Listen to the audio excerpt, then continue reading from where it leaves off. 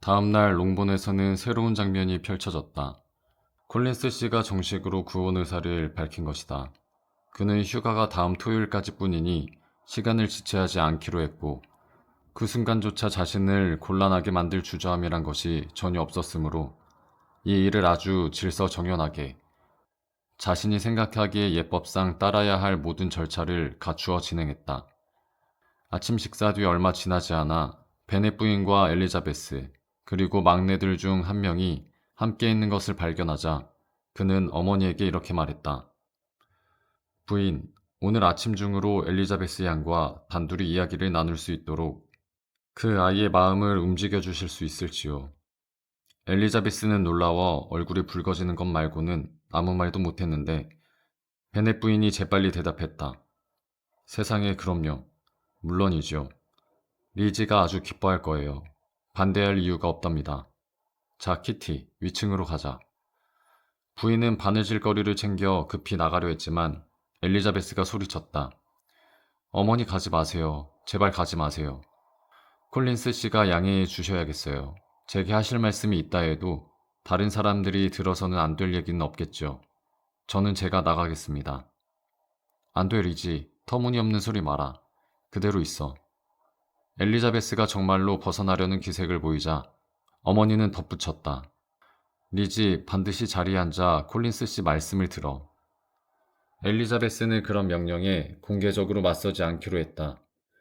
곧 생각해보니 가능한 한 빨리 조용히 끝내버리는 편이 가장 현명하다는 것도 느껴졌기 때문이다. 그녀는 다시 앉아 끊임없이 손을 움직이며 당혹과 웃음 사이에서 갈라지는 감정을 숨기려 했다. 베넷 부인과 키티가 나가자마자 콜린스 씨가 입을 열었다. 믿어주십시오, 엘리자베스 양. 당신의 수줍음은 전혀 해가 되지 않습니다. 오히려 다른 장점들을 더해줄 뿐이죠. 이런 작은 마지못해함이 없었더라면 제 눈에 덜 사랑스러웠을 겁니다. 하지만 당신의 공경하는 어머님께 이 말을 전해도 좋다는 허락을 받았다는 점을 알려드려야겠군요. 타고난 섬세함 때문에 겉으로는 숨기시겠지만 제 말의 요지를 의심할 수는 없을 겁니다. 제 관심이 너무 분명했으니까요. 제가 이 집에 들어서자마자 저는 당신을 제 앞으로의 인생을 함께할 반려로 지목했습니다.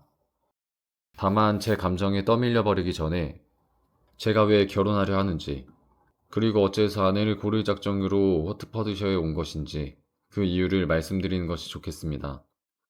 그가 그처럼 근엄한 태도를 하고서도 감정에 떠밀린다고 말하는 대목이 엘리자베스를 간신히 웃음 참게 만들었다. 그가 잠깐 쉬어준 그 틈에도 그를 말릴 수 없었고 그는 계속했다. 제가 결혼하려는 이유는 첫째, 넉넉한 형편의 모든 성직자가 교구민들에게 결혼의 모범을 보여야 한다고 보기 때문입니다. 둘째, 그로 인해 제 행복이 매우 커질 게 분명하기 때문이고요. 셋째, 아마 가장 먼저 말했어야 할 이유겠지만 제가 후원자로 모시는 대단히 고귀한 귀부인의 특별한 조언과 권유 때문입니다.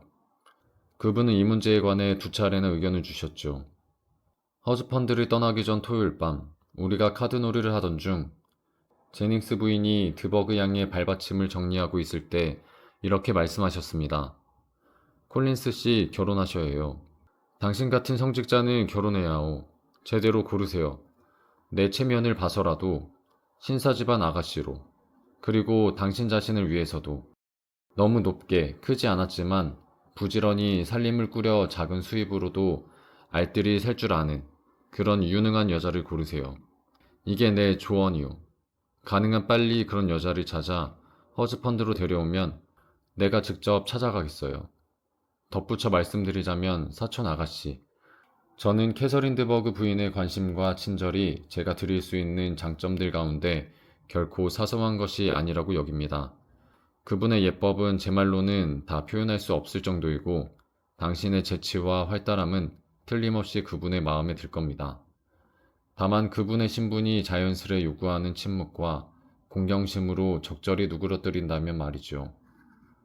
이제 결혼에 대한 저의 일반적 의도는 이 정도로 하고 왜 제 시야가 제 이웃이 아니라 롱본으로 향했는지를 말씀드려야겠군요. 제 이웃에도 사랑스러운 아가씨들이 많습니다. 하지만 제가 그 존경하는 아버님이 돌아가신 뒤 이 영지를 상속받게 되어 있는 만큼 그 슬픈 일이 벌어질 때 딸들에게 닥칠 손실을 가능한 적게 만들려면 그분의 딸들 가운데서 아내를 택해야 제 마음이 편하다고 결심하지 않을 수 없었습니다. 이미 말씀드렸듯 그 일이 몇 년이고 오지 않을 수도 있지만요. 이것이 제 동기입니다. 사랑하는 사촌, 이 말이 제 체면을 떨어뜨리지 않기를 바랍니다. 저는 재산에는 전혀 구애받지 않으며 그와 관련된 어떠한 요구도 아버님께 하지 않을 겁니다. 어차피 들어드릴 수 없다는 걸 잘 알고 있으니까요.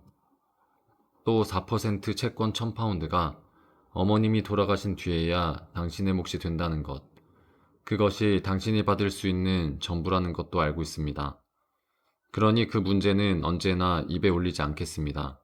우리가 결혼하고 나서도 결코 옹졸한 비난이 제 입에서 나오지 않을 거라고 확신하셔도 됩니다. 이쯤에서 그의 말을 끊지 않을 도리가 없었다. 너무 성급하시네요, 선생님.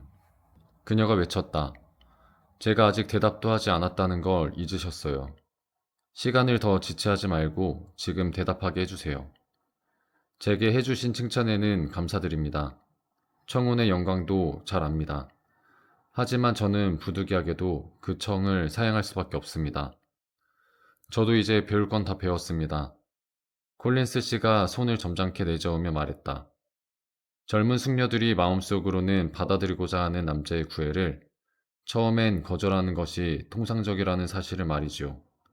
때로는 2번, 심지어 3번까지 거절이 반복되기도 합니다. 그러니 저는 지금 하신 말씀에 결코 낙담하지 않습니다. 머지않아 당신을 제 손에 이끌고 재단 앞에 서게 하리라 기대하지요. 정말이지 선생님, 엘리자베스가 말했다. 제가 방금 분명히 밝힌 뒤에도 그런 희망을 품으시다니. 저는 그런 부류의 아가씨가 아닙니다. 2번째 청혼을 기대하며 자신의 행복을 걸 만큼 대담하지는 않아요. 제 거절은 매우 진지합니다. 당신으로서는 절 행복하게 만들 수 없고 저는 세상 모든 여자 중에서 당신을 행복하게 만들 가장 마지막 사람일 겁니다. 더욱이 당신의 친구 캐서린 부인께서 저를 아신다면 그 자리에 자격을 갖추지 못했음을 모든 면에서 알아채실 겁니다. 정말로 캐서린 부인이 그렇게 생각하신다 해도 콜린스 씨가 무척 근엄하게 말했다. 제가 보기엔 전혀 그러실 것 같지 않습니다. 다음에 제가 그분을 뵐 영광을 얻으면 당신의 수줍음, 검소함, 그리고 다른 사랑스러운 자질들에 대해 극찬할 작정입니다. 콜린스 씨, 제 칭찬은 필요 없어요. 제 일은 제가 판단할 수 있도록 내버려 두시고 제가 하는 말을 믿어주시는 게 저에 대한 최고의 예의예요. 부디 행복하시고 부자 되시길 빕니다. 제 손을 거절함으로써 저는 당신이 그렇지 않게 되는 일을 막기 위해 제가 할 수 있는 일을 다하는 셈이죠. 제게 청혼함으로써 이미 제 가족에 대한 당신의 섬세한 배려는 충분히 보여주셨어요. 그러니 롱본 영지가 넘어갈 때 양심의 가책 없이 그것을 물려받으셔도 됩니다. 그러니 이 문제는 최종적으로 정리되었다고 여겨주세요. 그렇게 말하며 일어서서 방을 나가려는데 콜린스 씨가 다시 말을 붙였다. 다음에 이 문제에 대해 말씀드릴 때는 방금보다 더 호의적인 대답을 받게 되리라 기대합니다. 지금 당신을 모질다고 탓할 마음은 조금도 없습니다. 처음 청혼을 거절하는 것은 숙녀들의 확립된 관습이라는 걸 알기 때문이지요. 아마 방금 하신 말 속에도 여인의 진정한 세심함과 합치되는 범위 안에서 제 구원을 격려하는 뜻을 담아 두셨을 테지요. 제 구원을 격려하는 뜻을 담아 두셨을 테지요. 콜린스 씨, 엘리자베스가 다소 격앙되어 말했다. 저를 몹시도 곤란하게 하시는군요. 제가 지금껏 한 말이 당신에게 격려로 들릴 수 있다면 어떻게 해야 제 거절이 거절이라는 걸 믿게 할 수 있을지 모르겠어요.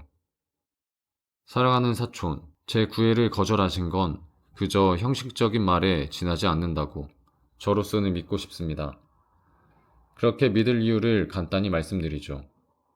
제 손이 당신이 받아들이기에 합당하지 않다던가, 제가 마련할 수 있는 가정이 크게 바람직하지 않다던가, 그런 생각은 전혀 들지 않거든요. 제 사회적 지위, 드버그 지방과의 연출, 그리고 당신 집안과의 친족 관계는 제게 매우 유리한 조건들입니다. 게다가 당신의 여러 매력을 고려하더라도 다른 남자의 청혼이 다시는 오지 않을 가능성도 결코 적지 않다는 점을 감안해야지요. 당신의 지참금은 불행히도 너무 적어 당신의 아름다움과 상냥함이 주는 효과를 상쇄할 가능성이 큽니다.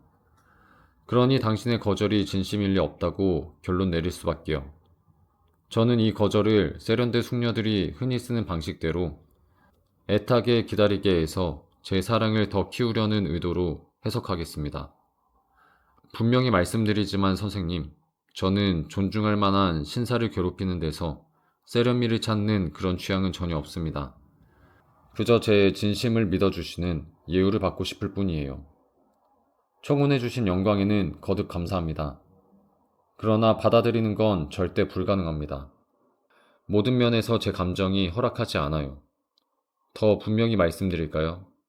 지금 저를, 당신을 애태우려는 세련된 숙녀로 보지 마시고 마음에서 우러난 진실을 말하는 이성적 인간으로 봐주세요. 정말 변함없이 매력적이시군요. 그는 어색한 호의의 기색으로 외쳤다. 당신의 훌륭한 두 부모님의 명시적인 권위를 더해 허락받게 된다면 제 청혼이 반드시 받아들여지리라 확신합니다. 이처럼 고집스러운 자기 기만에는 더 이상 대꾸할 가치가 없었다. 엘리자베스는 곧바로 말없이 방에 나왔다. 그리고 만약 그가 되풀이되는 거절을 계속 격려로 여긴다면 아버지께 도움을 청하리라 마음먹었다. 아버지의 단호한 부정이라면 확실한 결말을 내릴 수 있을 테고 적어도 그것만은 세련된 숙녀의 가식이나 교태로 오해될 일이 없을 것이기 때문이다. 콜린스 씨는 자신의 구혼이 성공했다고 조용히 곱씹을 시간이 오래 주어지지 않았다.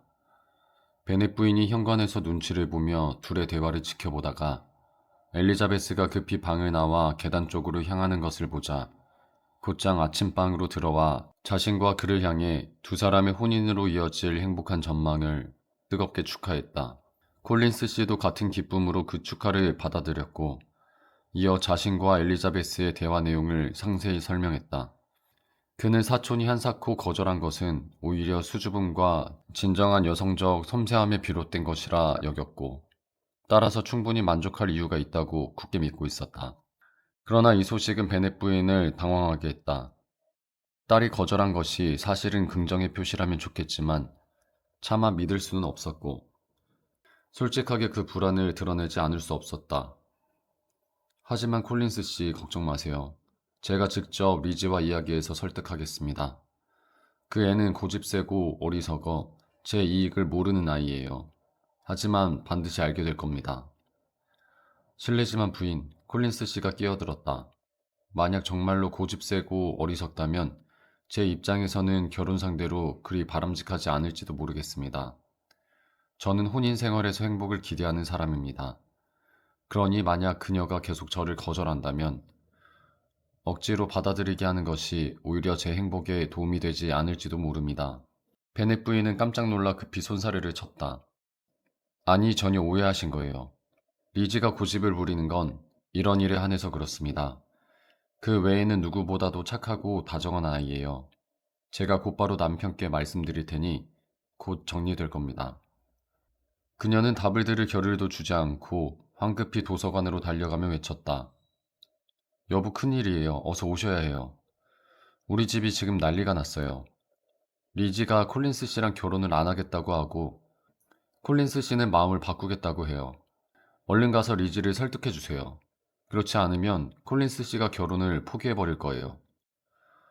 베넷 씨는 책에서 눈을 들어 아내를 바라보았지만 태연한 표정은 전혀 흔들리지 않았다. 당신 말이 무슨 뜻인지 잘 모르겠소. 콜린스 씨와 리지 얘기예요. 리지는 결혼하지 않겠다고 하고 콜린스 씨는 또 리지를 원하지 않겠다고 하잖아요. 그럼 내가 뭘 어떻게 하라는 거요? 희망 없는 일이구먼. 당신이 직접 리지에게 말해주세요. 반드시 결혼해야 한다고 단호히 말씀하셔야 해요. 좋소. 리지를 불러오시오. 내 의견을 직접 말하리다. 곧 엘리자베스가 불려 내려왔다. 이리 와라, 애야. 아버지가 말했다. 중대한 일이 있어 널 불렀다. 들으니 콜린스 씨가 너에게 청혼을 했다지? 사실이냐? 네, 사실이에요. 좋다. 그리고 너는 거절했느냐? 네, 아버지. 이제 문제는 간단하구나.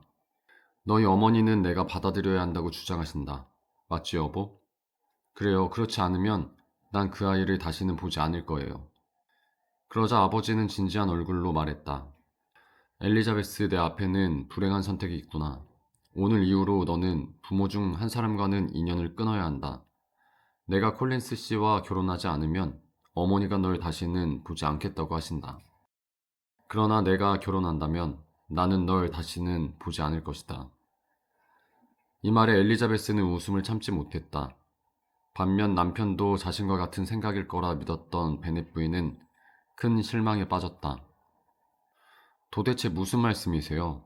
당신이 직접 나서서 리지가 결혼하도록 하겠다고 하셨잖아요. 여보, 제 부탁은 두 가지뿐이요. 첫째, 이번 일에 내 판단을 자유롭게 쓰도록 허락해 주시오. 둘째, 이 방을 나에게 좀 비워주시오. 가능하다면 빨리 도서관을 혼자 쓰고 싶소. 남편에게서 실망했지만 베넷 부인은 여전히 포기하지 않았다. 엘리자베스에게 몇 번이고 달래고 협박하며 설득을 시도했다. 제인에게도 도움을 청했지만 제인은 온화하게 거절했다. 엘리자베스는 때로는 진지하게, 때로는 유쾌하게 대응했지만 마음은 결코 흔들리지 않았다. 한편 콜린스 씨는 혼자 앉아 이번 일을 곱씹었다. 그는 자기 자신을 높이 평가하는 사람이었기에 왜 사촌이 자신을 거절했는지 이해하지 못했다. 자존심이 다소 상했지만 그 이상 상처는 받지 않았다. 사실 그의 애정은 상상 속에 불과했으며 어머니의 꾸지람을 피할 수 있다는 점이 오히려 위로가 되었다. 이 와중에 샬롯 루카스가 집에 놀러왔다. 현관에서 리디아를 만나자 리디아는 흥분된 목소리로 속삭였다. 잘 왔어, 샬롯. 오늘 집에 정말 재밌는 일이 있었거든. 글쎄 콜린스 씨가 리지한테 청혼했는데 리지가 거절했대. 곧 키티가 달려와 같은 소식을 전했고 아침방에 들어가자 혼자 있던 베넷 부인 역시 같은 주제로 이야기를 꺼냈다. 그녀는 샬롯에게 동적을 구하며 이렇게 말했다. 부탁이에요, 루카스 양. 제 딸을 설득해 주세요. 아무도 제 편을 들어주질 않아요.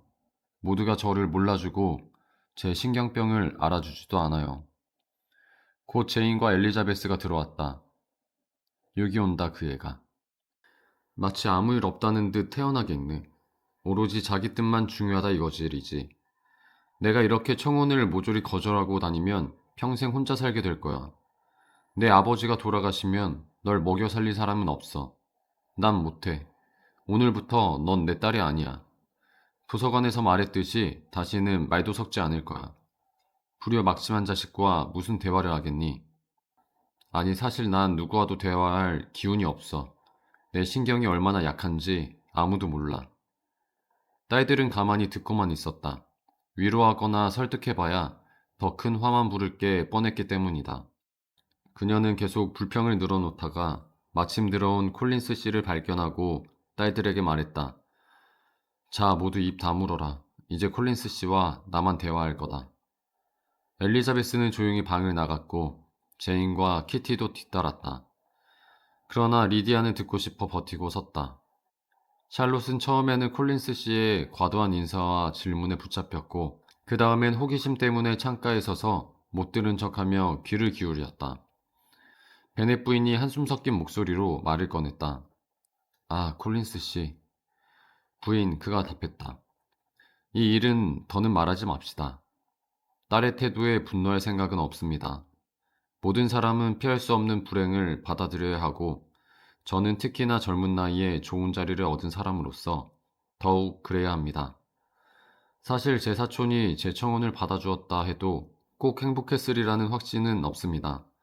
어쩌면 오히려 거절당했기에 마음이 더 편했는지도 모릅니다. 부디 이번 일을 가족에 대한 무례로 생각하지 마시길 바랍니다.